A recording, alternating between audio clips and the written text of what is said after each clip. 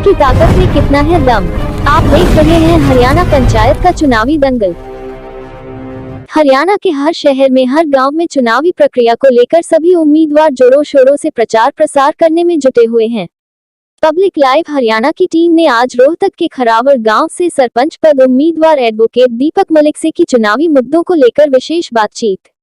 दीपक मलिक ने पहली ही शुरुआत में कहा कि मैं अपने गांव के साथ गांव वासियों के सुख में दुख में हमेशा साथ रहा हूं और मैंने अपने गांव को एक परिवार की तरह देखा है।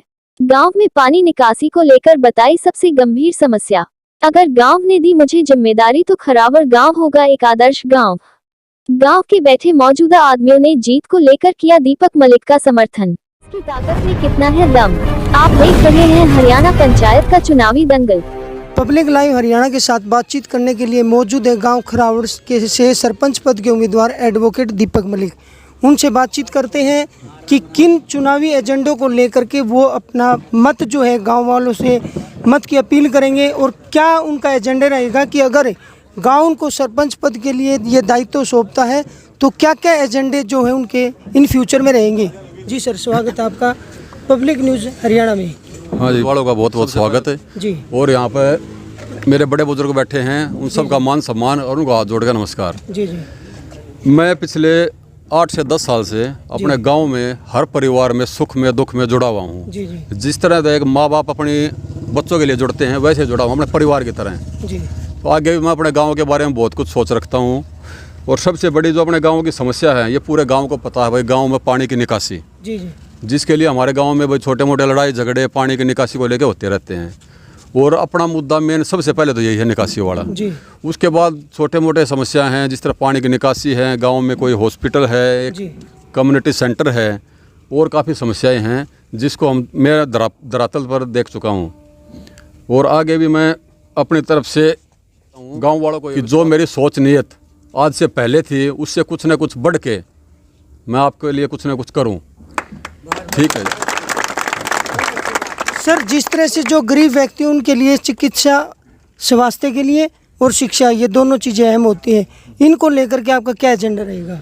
जो हमारे गांव में गरीब आदमी हैं, पढ़े लिखे हैं, उनके लिए हमारे गांव के आसपास काफ़ी इंडस्ट्रीज़ हैं जी। हम एक पद पे पहुंचने के बाद अगर गांव ने आशीर्वाद दिया तो उन कंपनी के जितने भी मालिक हैं उनसे हम संपर्क करेंगे, उनके लिए गाँव में एक मेला लगवाएंगे एजुकेशन से रिलेटेड, ताकि भाई गांव के जो पढ़े लिखे हैं, गरीब तबके के लगा लो, वो किसी अच्छी पोस्ट पे जाएं।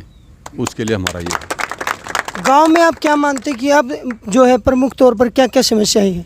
हमारे गांव में आज के टाइम जो मेरे को मेन समस्या नज़र आती है, गांव में साफ़ सफाई दुरुस्त नहीं है, गांव की नालियां हैं सारी ब्लॉक हैं, गांव में लाइटिंग की कोई सुविधा नहीं है, चारों तरफ अंधेरा हमारे गाँव में। हमारा गाँव इतनी अच्छी लोकेशन पर है जहाँ पर हमारे गाँव में 1 एकड़ ज़मीन की कीमत तकरीबन 2.5 से 3 करोड़ रुपए है और उस गांव के हालात आप देखोगे तो आप खुद ये सोचोगे कि हमारे गांव में विकास की कितनी ज़रूरत है। बहुत सारी सोच रहे हैं, तो हम पद पे आने के बाद उसके लिए बहुत कुछ करेंगे।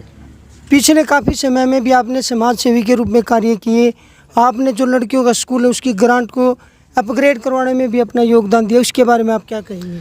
हमारे जो गाँव का स्कूल है वो किसी अच्छी पोस्ट पर जाएँ, उसके लिए हमारा ये। गांव में आप क्या मानते हैं कि अब जो है प्रमुख तौर पर क्या क्या समस्याएं हैं। हमारे गांव में आज के टाइम जो मेरे को मेन समस्या नज़र आती है, गांव में साफ़ सफाई दुरुस्त नहीं है, गांव की नालियां हैं सारी ब्लॉक हैं, गांव में लाइटिंग की कोई सुविधा नहीं है, चारों तरफ अंधेरा हमारे गांव में। हमारा गांव इतनी अच्छी लोकेशन पे है जहां पे हमारे गांव में 1 एकड़ ज़मीन की कीमत तकरीबन 2.5 से 3 करोड़ रुपए है और उस गाँव के हालात आप देखोगे तो आप खुद ये सोचोगे कि हमारे गाँव में विकास की कितनी ज़रूरत है। बहुत सारी सोच रहे हैं, तो हम पद पे आने के बाद उसके लिए बहुत कुछ करेंगे। पिछले काफ़ी समय में भी आपने समाज सेवी के रूप में कार्य किए, आपने जो लड़कियों का स्कूल है उसकी ग्रांट को अपग्रेड करवाने में भी अपना योगदान दिया, उसके बारे में आप क्या कहेंगे। हमारे जो गांव का स्कूल है उसके अंदर सबसे बड़ी समस्या ये है कि हमारे गांव की जो आगे वाली बिल्डिंग थी वो तोड़ने लायक नहीं थी, लेकिन उस टाइम क्या सिचुएशन रही है, क्या कंडीशन रही है, उस बारे में मैं बात नहीं करना चाहता। लेकिन अभी जिसने भी इसका टेंडर लिया है हमने उससे बात की थी, भाई आप जो गाँव का स्कूल है उसको रोड के लेवल पे भरत करके बनाएंगे मिट्टी डाल के। अगर आपको कोई दिक्कत होती है तो हम गांव में भाई मिट्टी इकट्ठी करेंगे, जिसकी जो गुंजाइश कैपेसिटी है उसके अकॉर्डिंग हम रोड लेवल में स्कूल को लाके और उसका काम करवाएंगे। हालांकि अभी कुछ ग्रांट बढ़ चुकी है हमारे स्कूल की और हमारे स्कूल की बिल्डिंग 1.5 मंजिल तक बनेगी, जो फिलहाल पास हुई है। सर कुछ विद्यार्थी ऐसे होते हैं जो शिक्षा के क्षेत्र में अपना नाम रोशन करते हैं, लेकिन कुछ खिलाड़ी ऐसे होते हैं जो नाम रोशन करना चाहते हैं लेकिन आर्थिक स्थिति कमज़ोर होने के कारण वो आगे नहीं बढ़ पाते। इसके बारे में आपका क्या विचार है? इसके लिए मैं अपने गांव में जितने भी पढ़े लिखे लड़के हैं लड़कियां हैं उनको यही आश्वासन देता हूं कि जिस बच्चे के नंबर 80% से ऊपर आएंगे उसकी मैं हर तरीके से आर्थिक मदद करूंगा और गांव का सहयोग भी लेके और तब उसको आगे बढ़ाएंगे। ऐसे ही खिलाड़ियों के लिए है जो कहीं ना कहीं सम्मान दिया जाएगा और उसकी जो भी आर्थिक कंडीशन होगी उसमें भी हम उसका पूरा सहयोग करेंगे। जी, सभी ग्रामीणों को आप क्या संदेश देना चाहते हैं? मैं सभी ग्रामीणों को यही संदेश देना चाहता हूं कि आपके पास एक बहुत बड़ी अवसर है। मैं अपने आप को गांव के लिए एक अच्छा डिजर्विंग कैंडिडेट महसूस कर रहा हूं, लेकिन अगर गांव का बड़ों का आशीर्वाद रहा तो मैं इसको आगे हकीकत में भी आपके सामने दिखा दूंगा गांव में क्या काम हो सकता है। और मैं अपने गांव में सिर्फ 5 साल के लिए इस पद पर रहना चाहता हूं, उसके बाद पूरा गाँव जिसको भी कहेगा मैं अपना पद छोड़ के उसको देने के लिए तैयार हूँ। जी, आपने सर पब्लिक 9 न्यूज़ हरियाणा को अपना कीमती समय दिया, इसके लिए आपका बहुत बहुत धन्यवाद। ना बिल्कुल जी, आपने मौका दिया हमारे को अपने विचार रखने का जी, और बहुत बहुत आपका बहुत बहुत धन्यवाद। यह थे प्रसिद्ध समाज सेवी एडवोकेट दीपक मलिक जो है सरपंच पद के उम्मीदवार हैं। पब्लिक 9 न्यूज़ हरियाणा के साथ रविंद्र कुमार। जय हिंद, जय भारत।